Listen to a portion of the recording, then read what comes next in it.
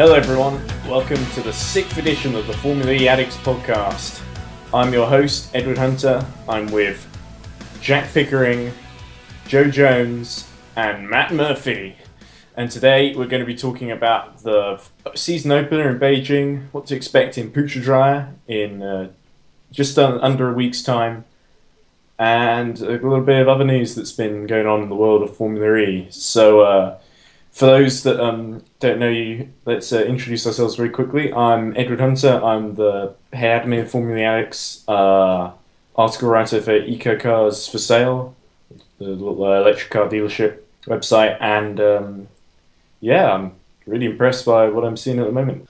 So my name is Joe Jones. I have been in the group since kind of midway through last season. Absolutely massive fan of Formula E, and I write technical stuff mainly for eracing.net, and also got one little article on electric autosport the other day, which was rather nice. So yeah, that's me.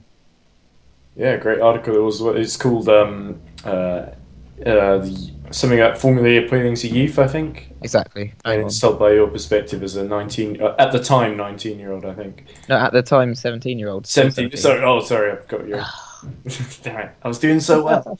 Hi, I'm Matt Murphy. I'm an admin on Formula E Addicts and a massive Formula E fan, regular contributor, and I'm just finding it absolutely amazing as season 2 unfolds. I'm really looking forward to the discussion tonight. And also with us is Jack Pickering, but Pico isn't feeling too great at the moment. He's got a bit of a headache, but he's going to do his best. He's done a really good job for us so far. Really proud of him. Just on a side note, 2,806 members in the group at the moment, so Woo! We just need 200 more, and we're going to reach the 3,000 mark, and then there's going to be a big, big party. Tell your friends. Right, so anyway, let's move on to the first order of business, which of course is Beijing, recapping what happened and saying what we thought about it. So, guys, let's say in a nutshell, was it a good race, a bad race, or a kind of okay race, and why? I thought it was an okay race, a bit mediocre compared to the action that we saw in season 1, but I'm very happy that Formula E is back, and I cannot wait for Putrajaya. I think, and I will put my hands up now. I am a massive Mahindra fan, and so I did get a little bit emotional when Nick Heidfeld did cross the line to get that. By a little bit emotional, do you mean crying your eyes out, as you admitted to just before we started recording? No, only joking. I did shed a few tears, yeah. Tears of joy, of course. Yeah. It wasn't sad. Yeah, I was just really, really pleased for the team and everyone. It was unlucky for Bruno, but hopefully he'll have a good race next time out in Putrajaya. Any thoughts, Matt, on Beijing? Yeah, I've got quite a few thoughts on Beijing. I thought it was a good race in some respects and a bad race in others. First of all, it was better than last season's Beijing race, apart from that final corner. All the teams that participated scored points, which I think was a big plus. It shows that Formula E is still competitive. And the main thing, what I really liked, was that the Dragons team's momentum hasn't gone from last season, with Duval finishing 4th, D'Ambrosio finishing 5th.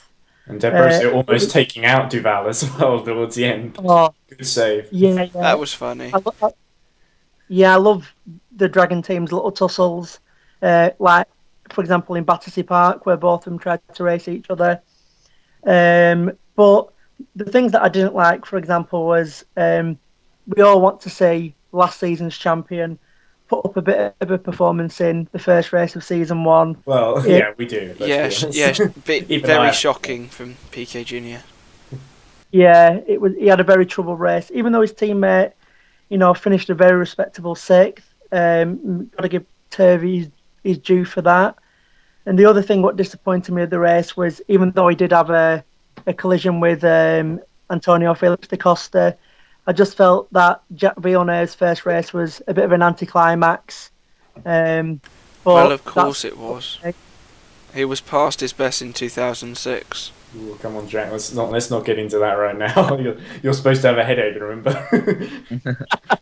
I love it how you put supposed in there. personally, I'd kind of, to an extent, disagree with both of you. I thought it was a really, really good race, actually, especially the way it kind of sets out the season to unfold. And well, first off, in terms of the actual racing itself, all right, up at the front, there wasn't a massive battle for the lead by any stretch of the imagination. However, I think the kind of train that was between kind of 4th place and maybe 10th or something was so close. It really did provide some good racing, especially as you were discussing, kind of with the Dragon guys and all that towards the end of the race. Also, some good stuff from Robin Frins, etc. And also, as you were discussing, it shows that it is still competitive and no one's running away with the lead. And also the PK thing, I'd kind of disagree with you, Matt, in that. Though, don't get me wrong, I think PK is a fantastic driver, and I would like to see him and the next CV team do really well. I actually think this, in a way, it sets it up for the season. It sets up a bit of a comeback, if there is a comeback to be had. If he fails for the rest of the season, then not so great. But I think it kind of sets the stage for the amount of a challenge it is for the other teams. So I'm actually really optimistic myself. I thought it was a really good race as well. Yeah.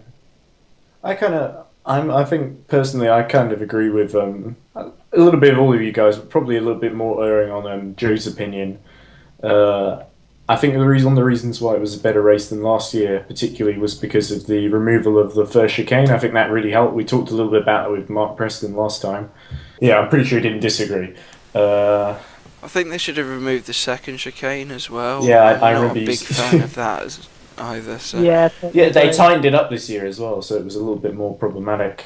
Although I don't remember seeing much action happening there throughout the weekend. I didn't see much of practice, obviously, because of the live stream issue, which we'll get to next. But I didn't think that Edams were quite as dominant as everyone was saying they were in the race, at least. And I say that more from the point of view of looking at Nico Prost's race, which was not as clean as Bohemi's. I don't think Prost did a particularly bad job. He was still on the podium when his rear wing failed. We didn't quite see what happened, but the rear support seemed to just fall off, basically, and the wing was very lopsided. And rightly, he got the black and orange flag. It was a black flag with a little orange meatball in the centre, and it was almost definitely the right call to pull him in, although that was a bit of a shame for Nicola, because he was actually started to bring it back together and was having a decent little scrap with Heidfeld, actually, and started to close on Degrassi when it happened. But it was definitely the right decision. Yeah. The other person, the biased Mahindra fan. Yeah, the other person who I thought had a bit of a unlucky race was Simona Di Silvestro, because she'd done okay. She was running behind Franz in the early part of the race, and then a few laps in, we don't know exactly what happened, but Simona claims she got punted at the back by what presumably was Antonio Felix da Costa, who caused a total of 2 big incidents then. It's a bit of a shame for Simona, but I think she'll be back at the next race. And on the plus side, one person we haven't mentioned yet is Nathaniel Berton, who made up 15 places on the grid, even with the help of the Villeneuve da Costa virtual safety car, which helped him out as well, along with Turvey and the Dragon cars. But he still, in last year's machinery, he was easily the highest finisher in 8th, and on a day when others lost their head, he kept his. So I'd like to point out that before he stopped out on track, the Nelson Piquet did also benefit from that. He was up into, I think he was just ahead of Berton. Yeah, he was definitely running about where Berton was, if not ahead of him. I actually think that the way that PK and, as you said, Berton and some of the others, Turvey, etc., made up so many places with the full course safety car, I think that was actually, I think that was one of the big stories that Jack and Dario actually missed as they were commentating. I thought that was quite a big kind of moment of lucky strategy, if you will, that all those people did the extra lap, then moved up so much. I thought that's something they kind of missed out on myself. I think they paid a little bit of lip service to it, but they didn't really explain it very well. I think they didn't really quite have as much time. They didn't really point out Turvey and Berton until about 5 laps after the virtual safety car went in. They seem to point out the Dragon cars because they were the ones who were ahead. Yeah. And that was what was being shown on TV as well. We barely saw much of Turvey in this race, to be perfectly honest, except for the end. So anyway, let's move on to... In fact, seeing as we're talking about the full course yellow, I said we'll bring that forward a little bit in the schedule and talk about it now. So the full course yellow, what do we think of that? It was because Daniel Abt was very sceptical about it, but personally, I thought it actually produced some good moments of racing. I think the full course yellow was a tale of two halves in a way. On the one hand, I did really enjoy it in that I thought the way they kind of had the race director coming through, not only the driver's radio, but so we could hear it. I thought that was very dramatic, especially with the kind of the frost move on Heidfeld, for example. And it's a level of transparency as well. You don't exactly. F1, for example. I thought that was all done very well. However, two negative sides to it. I think first off, as I mentioned in the group, I think Qualcomm might have a bit of sniff with Formula E because that was quite a big kind of marketing hero for them in season 1, and we didn't see any mention of the Qualcomm medical car or the Qualcomm safety car in the race. And also with the kind of wireless charging technologies, etc., it's quite a big thing for them. So I thought that wasn't very good on their side. Also, the safety car is always a bit dramatic, isn't it? Packing all the drivers up together. So I think maybe with the kind of when there was the recoveries of like Antonio Felix da Costa's car, for example, then maybe they could have actually brought out the full safety car, to be honest. You were talking about the race director there. They also have the full course yellow in a WEC, which I'm also a big fan of, and I'm not sure whether any of you guys watch WEC or any of you listening watch WEC, but I'm pretty sure that the guy who counted down from 10 sounded like exactly the same person who does it in the WEC. I'm not sure whether that's just me or not, but it genuinely did sound like the same guy. It's quite possible. Yeah, well, a lot of the drivers are also driving World Endurance Championship too.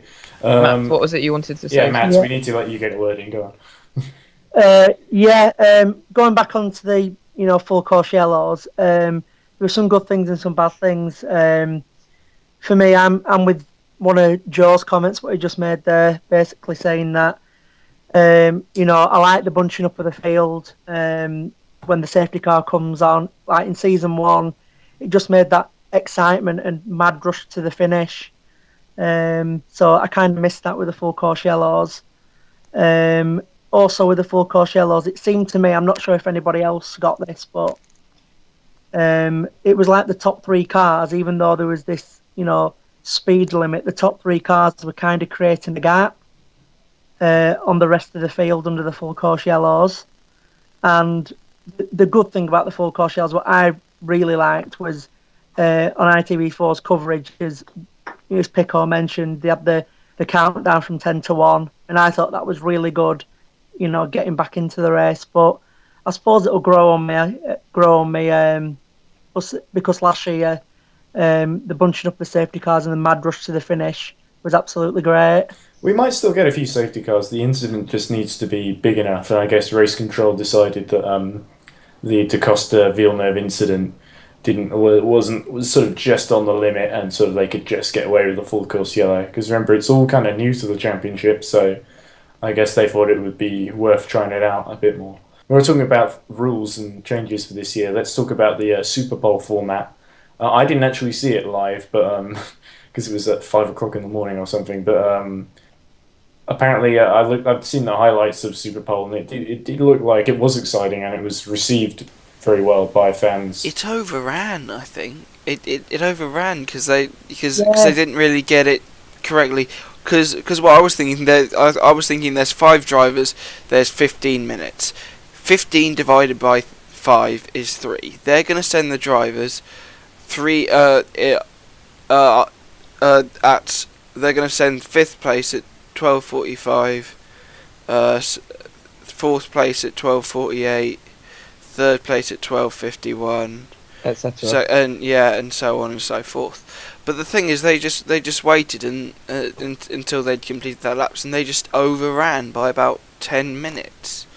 So I think you're bang on that actually, because the way it's supposed to work is that at the beginning of the current driver's flying lap, that then the next driver's released, because then they're not gonna touch or anything or go in each other's way. But they didn't. Nick, for example, wasn't it? He was being held back, Yeah. or for some reason he was waiting and for the driver to do his cool down lap, and then he was going out, which seemed all a bit silly, really. And also, and also one thing that I didn't understand is also they could have started it a bit early, because now we have the shortened quali sessions. It's a 6-minute quali session, then a 4-minute break, with each one.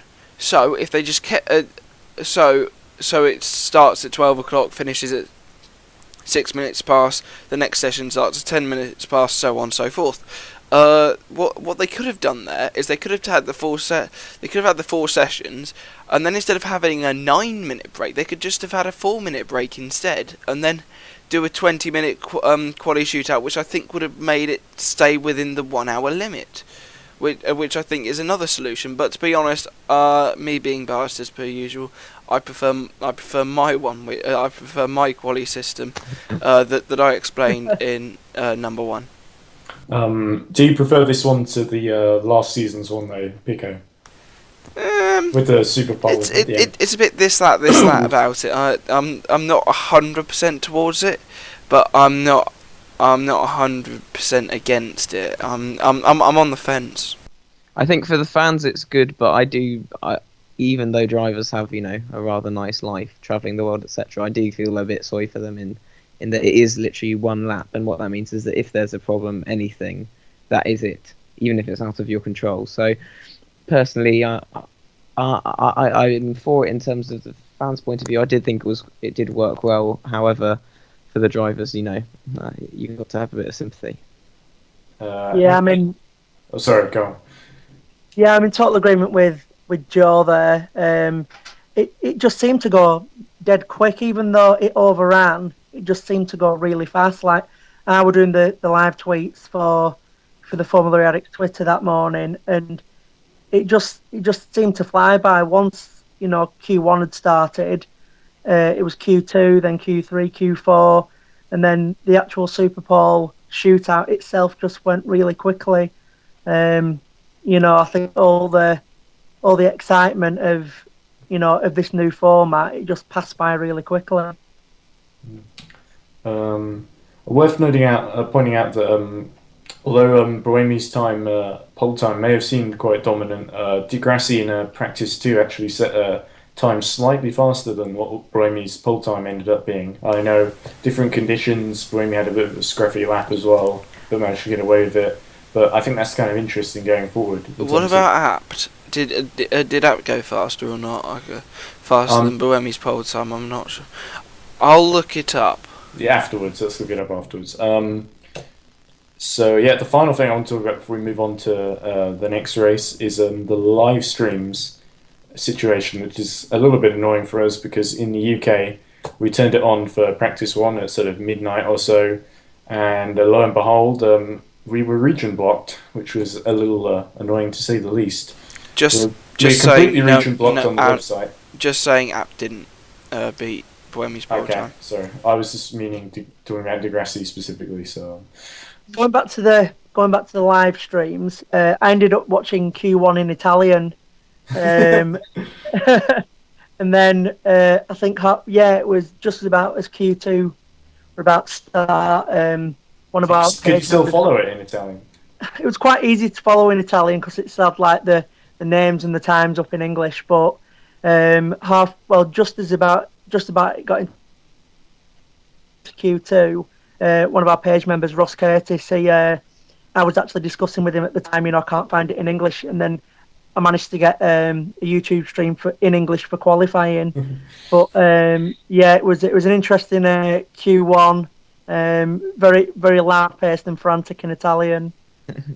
Yeah, the Nicole's Franchitti partnership is a little more subdued by comparison, especially during early parts of qualifying, you sense. But anyway, that's good to hear the resourcefulness of the Formula E Addicts page coming to the fore again, even though Formula E haven't been quite so helpful to us. But, still my favourite commentary lineup. Those two. Okay. I think Formula E are gonna have it fine now. From now on, I think personally, I think they were actually gonna do it on purpose, but because of the kind of Twitter outroar, including myself, saying this is completely against the whole ethos of the championship being open, I said the same etc. thing as well. I think that they backtrack straight away, which is a good call from them. I'd just like to point out something. I'd just like to point out something quickly.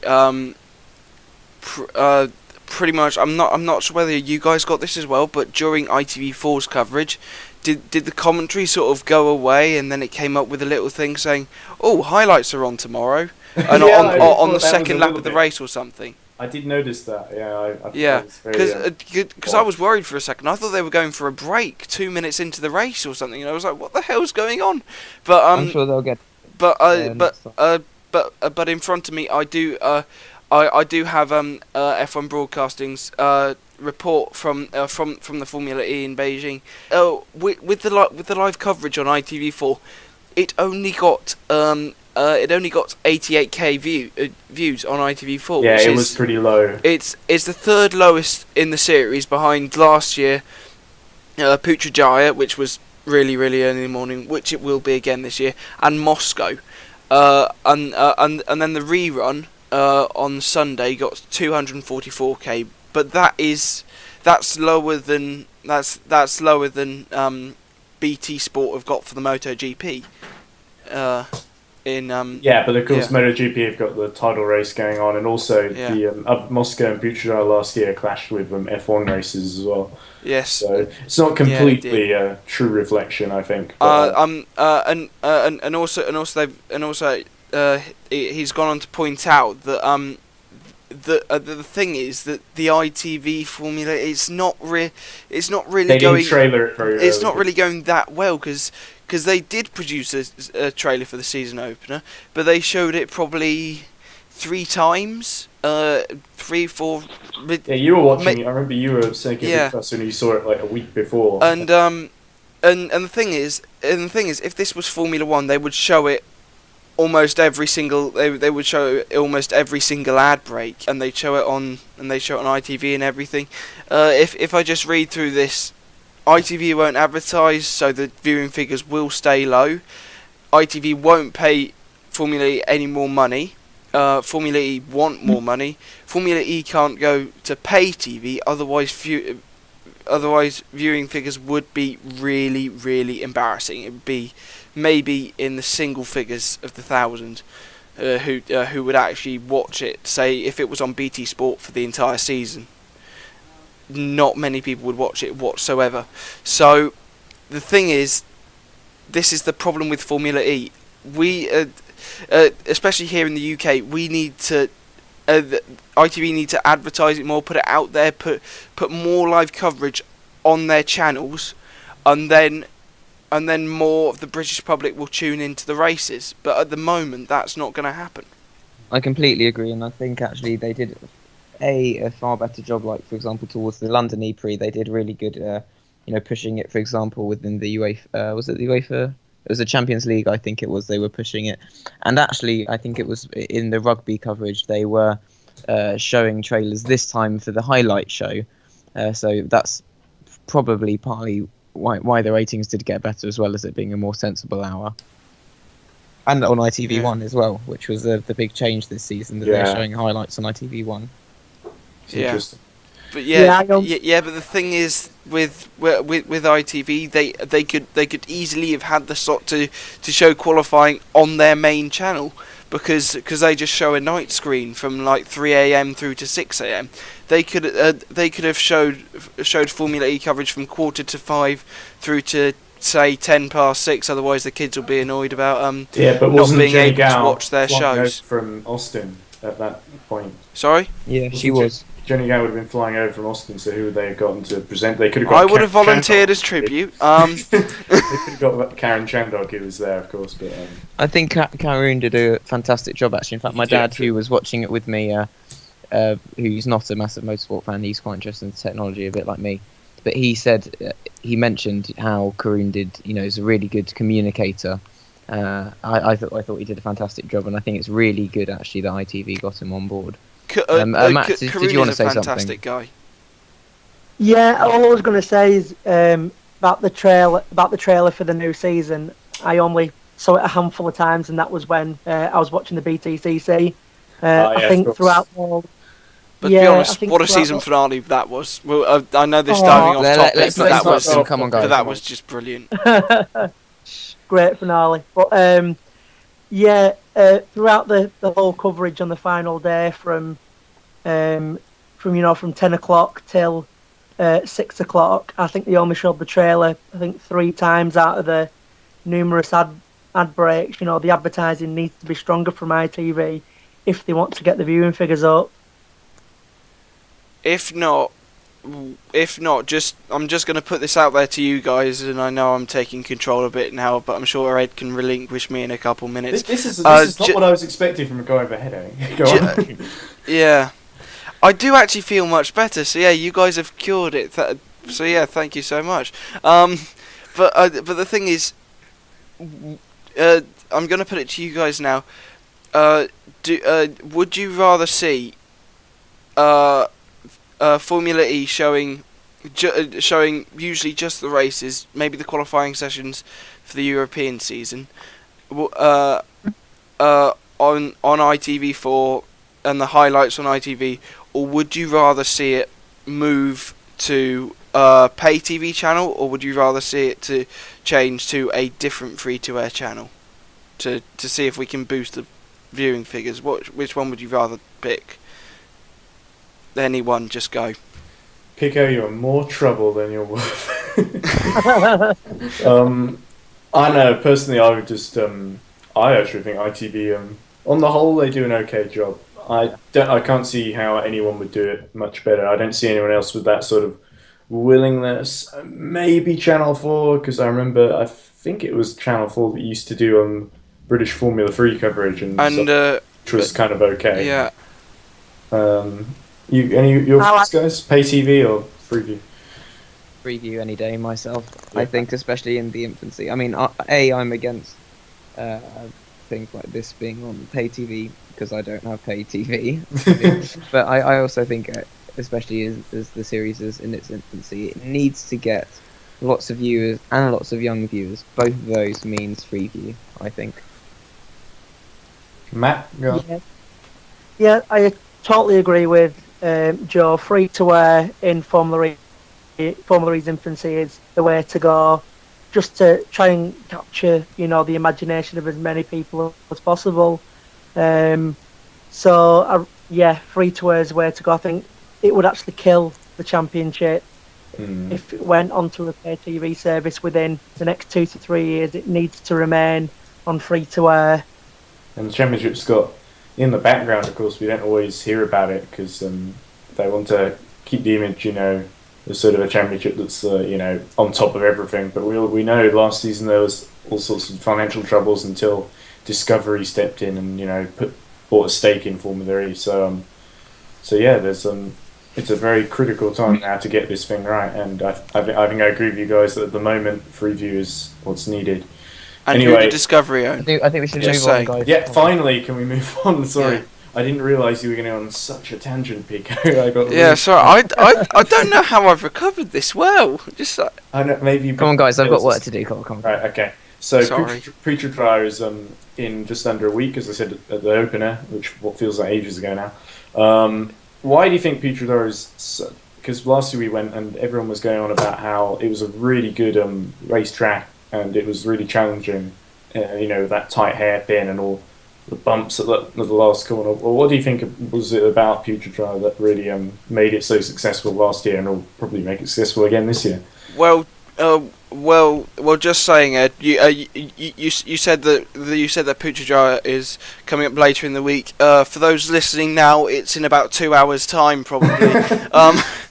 Yeah, I do really like Putrajaya. It produced a fantastic race there last year, and I cannot wait for this year. But I think it will be more or less the same story as Beijing, in my opinion. I obviously we can't tell how the actual race is going to be, but Putrajaya I think is actually my favourite racetrack on the entire calendar. I think it's got a really good mix of kind of right-handers. But what Punta del Este? Come on, no. Because what this has that Punta del Este, for example, doesn't have is sweeping corners, which is very, very difficult to get on a street track. And the tightest hairpin in the world. Yes, exactly.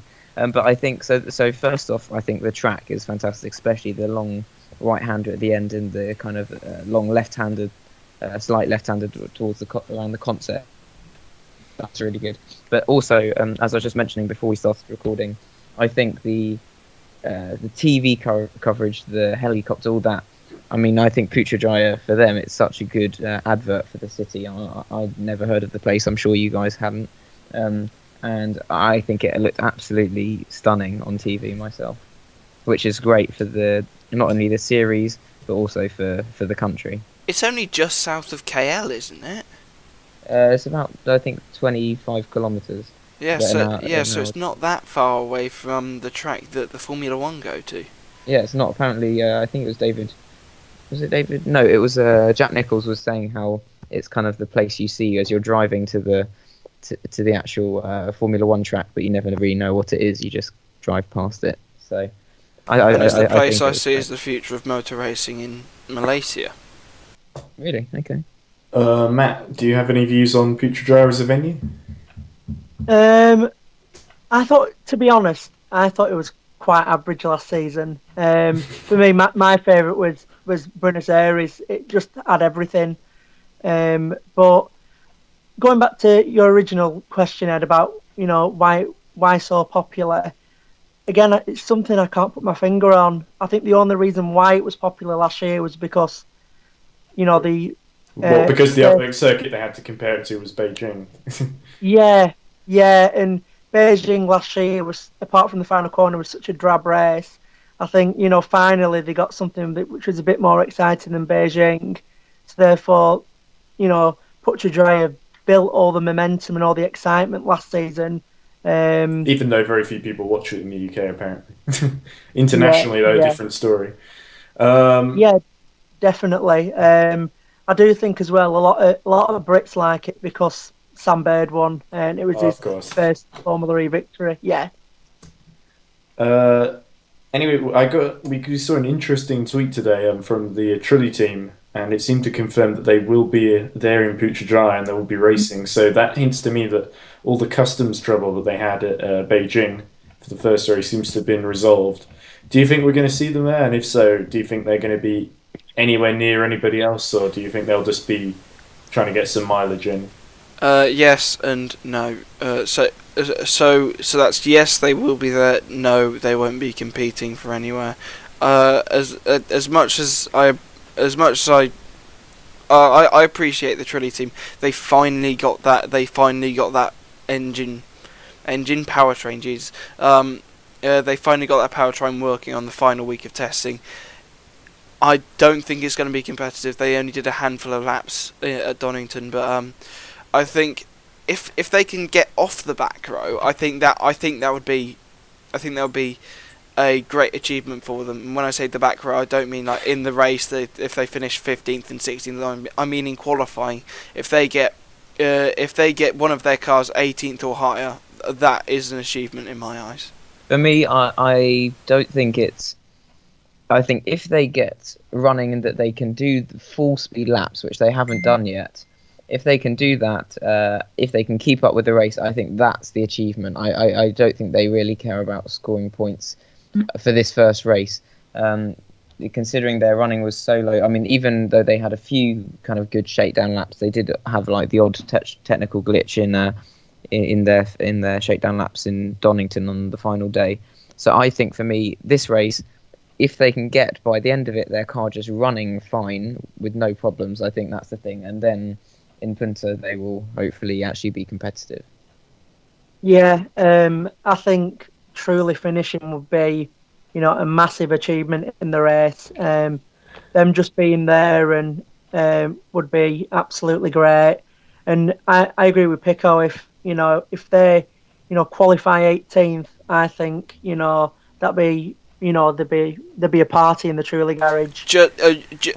Just saying, if they qualify 18th, if nobody messes up their laps. If people Yeah. mess up their laps and truly get theirs bang on. Well, they do a JeanEric Vergne and just the brakes just don't work. Yeah, Yeah. like that. If they finish 18th, or more by true merit, then, I think, they will be celebrating. But I think in Putrajaya they're just going to be there to make up the I don't numbers. think it would really matter for truly if they got it on merit or not. I mean, by hook or by crook, if you can get a place, then you'll feel happy about it. That's kind of the nature of motor racing. But, Yeah. I do think a lot of what the Truly team are going to do is just going to be used for data analysis and just to see how the cars are feeling. And then next up in Punta del Este, they'll actually give it more of a go. yeah, and keep in mind they have got the the Motomatica powertrain, whereas Team Aguri and Andretti have still got the last year's powertrain. So However, they are quite. What I think was interesting is when they, what's it called, something Cavuto, the kind of operations manager, and I think he's also like a co-owner or something. He was saying, that Trulli themselves and I think they're called the Italian Tecnomatic Group have invested a lot in this Motomatica project of money. Then that's why they kind of just had to persist with it. They weren't very successful in season 1 with that powertrain. This is kind of their only chance, to be honest. So I think a lot rides on it. But I mean, have you heard of the Italian Tecnomatic Group? I think they just do kind of small car components at the moment. So they are up against the big guys. They really are. But if it could be a success, apparently they've got 4 gears, by the way, in a single motor. If they could be a success, I would be so happy. Because I think at this early stage, if the small teams can get a big thing at the big manufacturers like Scheifler and Renault and DS, I think that's that's where real innovation comes in. Anyway, we talked a little bit about this, but who do you think is going to win the race? It seems that a lot of you were indicating that you thought Buemi was going to cakewalk it again, but I don't know. Personally, I think Di Grassi's going to get things together for at Schaeffler Audi, and I think Di Grassi will take victory with Buemi and Prost just behind him. Yeah, I agree. Yeah. Sorry, Really? you go ahead. I can't see it past Buemi, but if Buemi were to have a problem, Di Grassi would be there to pick up the pieces, and maybe last year's winner Sam Bird as well. Okay, so that's that's where I disagree massively. I think first thing, I think at Scheifler, yes, they could be on par with Renault. That's fine. For me, as I wrote in this article, you can read it on newracing.net, I think it's called Disappointment for DS. Anyway, DS appointment. that was a good one that I found on Team Aguri, the golden gem of comedy. Ed, just say you may have to copyright that, otherwise people are going to steal that. Oh crap! Yeah. I think that actually it's a bad indicator. Beijing was a really bad indicator for DS in terms of efficiency, just because both of the drivers, even Sam Bird, who was quite efficient in some races, I think he was quite good in Malaysia. I think it was a really bad indication compared to some of the other teams. And what's surprising is actually the complete opposite story was for Next TV, who were actually crap in qualifying and good in the race, and they have the same setup in terms of 2 motors, single gear gearbox. So that was for me the most intriguing technical element of Beijing. Let's be honest, they were only good in the race because the full course yellow did really help them.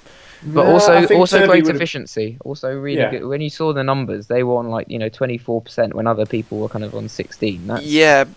But the thing is, before the pit stops, I think Turvey made his way up to 15th, and I think PK was down into 17th or something. So race pace wasn't that good, but I do think the full course yellow really helped them out in Beijing. Yeah, but if we're talking about efficiency in Beijing, just quickly, what does that say for Venturi then? Because the Dragon team seemed to be able to get the extra lap out of the powertrain, whereas Venturi could not. I think that might be down to 2 things. First off, setup, in that maybe they did slightly less aero, etc. But what's more likely is just that their drivers are better and have been given better kind of energy targets from the team, better strategies. I mean, Loic Duval, even though he was crap at qualifying in his first race in Miami, what you can't fault him on is that his he was able to drive fast and save so much more energy than the rest of them because of his fantastic endurance experience. I think that might be the key actually. And also with the Dragon guys, they may not be EV experts, but they've got proper really good race mechanics, which Venturi are kind of a bit behind in that game. So maybe that's why they could do better in qualifying, etc. Yeah, for the race, I'm just going to go with an outside punt, same as Pickard. I actually think Sam Bird might win it. Yeah. Only because... Hashtag ITV bias. They barely mention Oliver. Yeah, you see, with Sam Bird, he makes I know he made some mistakes in Beijing, and he wasn't his usual self, but he seems to get this red mist in some races where nothing's going to stop him. Just like Putrajaya last year, just like the final race at Battersea, and I think he's due another good race, and I think he might be. It's only been 2 races since he had a good race in Malaysia. Yeah, but in time-wise, it's been quite a few months. Yeah. I think after that, he's just going to go on another lull like he did last year, and then try and pick it up towards the end. But I do like that Sam Bird, as I call it, Sam Bird red mist, where he just storms through the field and he has an amazing race pace. And I think I've got a sneaking suspicion he's going to do that this weekend. What about JeanEric Vergne there? Because it seems that Bird has a much better barometer, because we've since found out that Al-Ghashari had a view, in Moscow he had the health problem, and then he wasn't really, feeling that he wanted to be in motor racing anymore. And now he's got a teammate who's a bit more, I don't want to say more committed, because I'm sure Al-Ghashari was trying his best, but he's a bit more well-renowned, perhaps would be the more appropriate word. And Chev has a really amazing reputation from his time in Formula One, and obviously still being a Ferrari test driver at the moment. And so, do you think that the fact that Sam Bird did manage to beat JeanEric Vergne, do you think that's going to help his confidence then? Just briefly before you go into the final part of Putrajaya. Possibly, yeah. Because one thing that we knew about I knew about JeanEric because I read it in an article I think back in August. Is that JeanEric Vergne was hoping to miss 2 Formula E races anyway, because they clashed with the Formula 1. And of course, we've since found out that Gutierrez got that seat at Haas F1. So I think it was the worst kept secret in Formula 1. But I don't. We didn't really have a window once Grosjean. I do think Vergne sort of did deserve that seat a bit more. So, but yeah, that's it. F1's last Formula E's game. Right, so finally, we did a little competition to celebrate the fact that me and Nelson Piquet Jr. have, we've compromised, we've set aside our differences, and now we're best friends. So what Piquet has generously done is he's donated 2 caps. The competition's still open, or at least hopefully it is by the time this gets out to you. And all you need to do is, before qualifying, you need to predict where Nelson is going to finish in qualifying and where he's going to finish in the race. So what did you guys pick? I didn't pick because obviously it's my competition. So I'm just looking it up now. I think I said qualifying 16th. I said, and finish, was it 12th or 9th? I said qualifying P12, race P8, and I think the most optimistic out of all of them has to be Nelson's. I think Nelson's biggest fan in the group, Susan McKenzie. She put first and first. It could happen. Just saying. I wouldn't be that optimistic after their performance in Beijing, but you got to take a punt sometimes, PK. Some people have said start 18th, DNF in the race. I think one person. Most of them I think is it could happen, but yeah, it's still a bit harsh. Whereas I think it depends on how well Campos change the setup. If they can really make up for that, just borrow Turvey's setup. Sure. They can do it. because it was. I mean, it looked so difficult to drive in Beijing in the. Matt, what did you pick for the competition, or did you not enter? I didn't see. Yeah, I He went. said 15th, 10th. I did. So. Yeah. I just found it quickly, so Okay. yeah, Fair enough. sorry about that. Right. Okay. So Putrajaya looks really exciting. It's been moved back 2 hours earlier because of the rain. So but I think that's been from the weather forecast. It looks like that it's going to be raining anyways. Yeah, it could be a very interesting race then. It almost rained last year, in fact, as well. Yeah. So anyway, any other business? Well, I think talking about Putrajaya, I think we should have a look at the Fanboost standings for the real life at the moment, and No, because they're going to change. Yeah. Okay, here it is. Yes. As 2nd of November. Yes, I know. This is 2nd November at 9:15 in the evening, so it probably will have changed by now. But currently, at the moment, JeanEric Vergne does lead the Fanboost standings by 5% over Nick Heidfeld, then a further 2% over Nelson Piquet Jr., who is 1% ahead of Bruno Senna. And then there's Villeneuve. Let's not mention the rest. Come on. And then there's Villeneuve, Prost, Bird, Da Costa, Silvestre, and Turvey rounding out the top 10. And one thing that we as a group are doing this season is you can vote for your favourite driver in a poll. It's linked at the top of the group.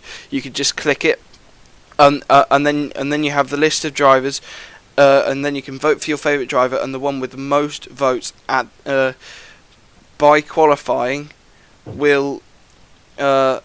We will give a fan boost via the Twitter account and also a fan boost via the website. So you can go do that if you want. Currently, JeanEric Vergne, like in the actual fan boost, he's on 12 with Bird in 2nd, and the person who we gave fan boost to last time out, Bruno Senna, he's in 3rd. Right, thanks, Jack, for getting through all that, because I wasn't planning to mention it, but okay. I'm going to skip the other business. I'll just quickly brush over it. A few weeks ago, I met the protesters near Battersea. I just went over there and to their local community centre where they're holding their meeting. I think it was Friday, about a week and a half ago, as I said, and they were really nice. Full Mahindra gear as well. Yeah, as well. Yeah, which I thought was a bit risky, but still. No. I think I'll just say briefly that I think they really appreciated having someone who knows the sport inside out, because a lot of them, I don't mind the sport, as a concept, but they don't really know very much about it. So that doesn't help them when they're trying to, figure out what's going on. Because they asked me about Formula E in schools, which has pretty much been a scrap the last I heard of it. They were maybe thinking of running it in-house, but they definitely split with the Green Power charity that ran it. So yeah, that's really interesting. I'm going to write an article about it, explaining the protesters' point of view a little bit, and sort of a little bit of my own too. There was also, I saw today that will probably annoy the protesters more than anything, is that the FIA Institute has given a sustainability award to Formula E for the company that runs Formula E, which is Formula E Holdings. They passed a sort of environmental strategy, environmental system audit or something like that, which was basically, I'm not sure, it doesn't say who conducted it, but basically they met the accreditation sort of standards for that award, and they're pretty much the only FIA championship that has actually so far, which I thought was very interesting. Anyway, let's finish things off because we've been rambling on for way too long now. Although I have been waiting for this moment for the entirety of this podcast. If I've edited this properly, then it won't seem like we've been rambling on too long. Anyway, So one thing that did happen in Beijing was a small little orange feline ran across the track on lap 13, right in front of Stefan Sarrazin and Sam Bird, who were having a battle. Sarrazin did complete the move, but just avoiding the small creature. So a lot of people were upset when they saw the cat go on. They took to the internet to write in some comments into a found poem, which I would like to perform for you now. Dramatic silence. I would berate the race organisers for letting an animal onto the track, but cats will go wherever they please anyway. In all likelihood, it was probably running away from a restaurant. What do we want? cats on the racetrack. When do we want them? Meow. All is not what it seems. This was no ordinary cat. Clearly it was trained by PK Jr. himself in a blatant attempt to cause a safety car. Thank goodness it did not succeed, though I dread to think the precedent that this sets. What next? Elephant on track? Kangaroo? Chimpanzee? And it's sad. That was the most excited Dario got during the whole race. Inside there, I think it is actually. In Singapore, we saw a fan walking in the middle of the track during the F1 race. The two events have a direct connection. This same fan has since been transformed into a cat. Why else would the feline have the exact same mannerisms, the same aimlessness? I know this may sound far-fetched, but I was there, and I do not question the evidence I saw with my own eyes. I know how the cat ended up there. Chantok flung it from the London studio all the way to Beijing. Oh, there we go. Hopefully that was somehow enlightening. We don't want to annoy PK's manager, of course. I think that was a bit, just all light-hearted. Let's not take it too seriously. Anyone who was worrying. But, okay, I can just edit that bit out. So anyway, that's the podcast really. Thank you very much everyone for coming. Let's go through our Twitter handles in case anyone wants to follow the group on Twitter. It's at FE Addicts. To follow me on Twitter, it's at Edward J. Hunter. Joe is at Joe Panic, I think, with the K at the end. Yeah, bang on. It's Joe Panic. Pico is at Pico Motorsport, and Matt, I don't quite remember what your tag is, Matt. Sorry. On Twitter. I'm at Shambles Smurf, and the Smurf ends in a P and a H. Yeah. Okay. And don't forget also to join the Formula Addicts Facebook group where you can do tons of cool stuff, keep up all the latest news and involved in our competitions.